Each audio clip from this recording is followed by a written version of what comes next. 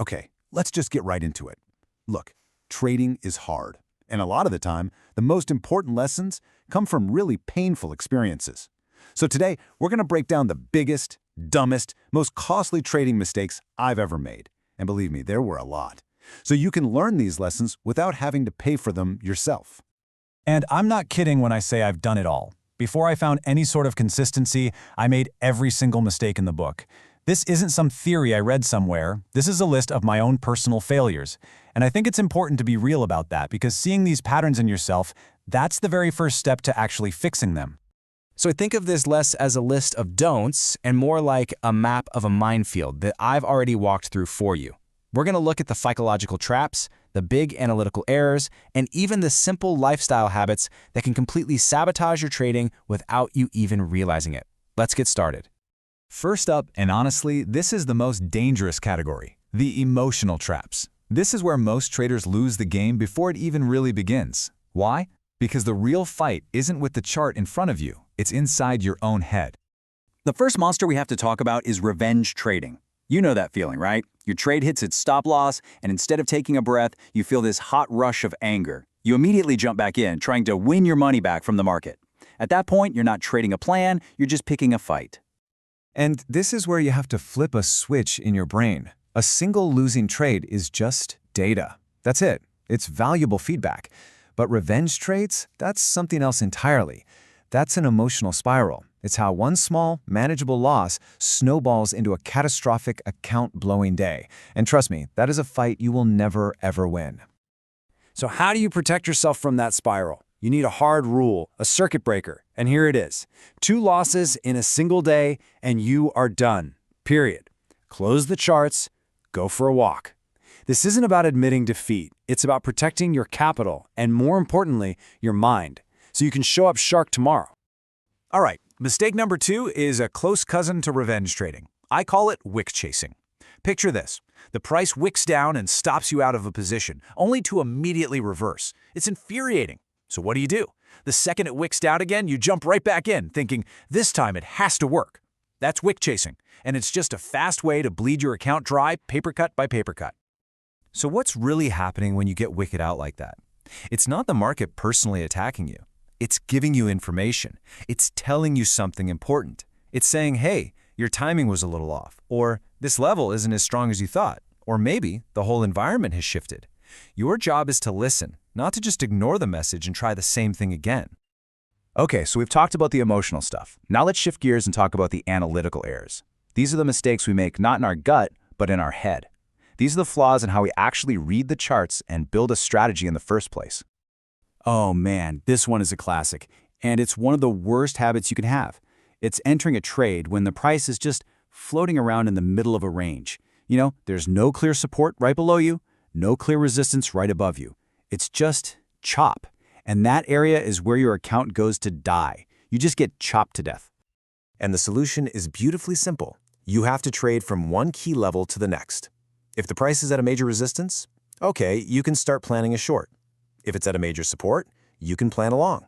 But if it's in the middle, you do nothing. You sit on your hands. Because if there's no clear level, there's no clear edge. Another huge analytical mistake is treating divergence like it's some kind of magic signal sent from the heavens. I used to be so guilty of this. I'd see a bearish divergence and think, okay, that's it, the top is in, it has to dump now. But here's the thing, divergence by itself means almost nothing. It's a piece of the puzzle, not the whole picture. It's only powerful when it lines up with other things, like structure and key levels. All right, let's talk time frames, because this is a massive trap. So many traders try to figure out their entire bias for the day by staring at a 15-minute chart. The problem is, on that low of a time frame, everything looks like a huge, critical move. In reality, most of it is just noise. So here's the golden rule you need to burn into your brain. The higher time frames, we're talking the 4-hour, the 1-hour, that's where you define your bias. Are we generally bullish or bearish? Then, and only then, do you zoom into the 15-minute chart to find a good entry. Your bias comes from the big picture, your entry comes from the details. Don't mix them up. And finally, let's get into the lifestyle killers. These are the sneaky bad habits from your everyday life that creep over to your trading desk and just wreck your best laid plans. because how you live outside the charts has a huge impact on how you perform in them. Be honest with yourself. How many of these sound a little too familiar? Firing off a trade on your phone while you're in line at a coffee shop, staring at candles in bed at 2 a.m. instead of actually sleeping, compulsively checking your P&L every 5 minutes? These aren't just quirky habits. They are termites eating away at the foundations of your discipline and your focus. It all boils down to this one simple truth. Trading is a high-performance mental game. You can't expect to perform at your best if you're exhausted and distracted. A tired brain makes emotional decisions. And what have we learned? Emotional decisions lead to bad trades. It is a direct one-to-one correlation. You have to respect your body and mind.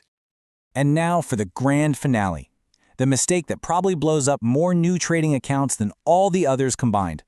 Using insane amounts of leverage, especially on really volatile, illiquid altcoins. This is like pouring a gallon of gasoline onto a campfire. Let's just be perfectly clear about what this is. When you combine super high leverage with a random altcoin in a choppy market, that's not a trading strategy. That is pure gambling. You are pulling the lever on a slot machine and praying for a jackpot.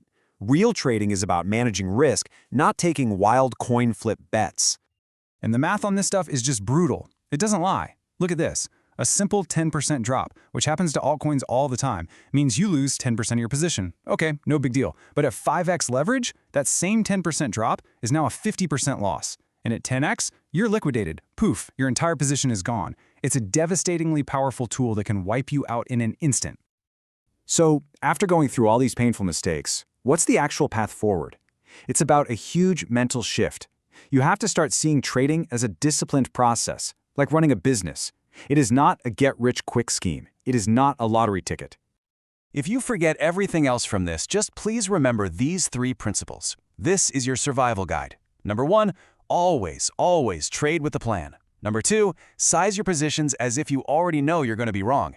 And number 3, most important of all, do not let fear, greed, or anger be the one to click the mouse.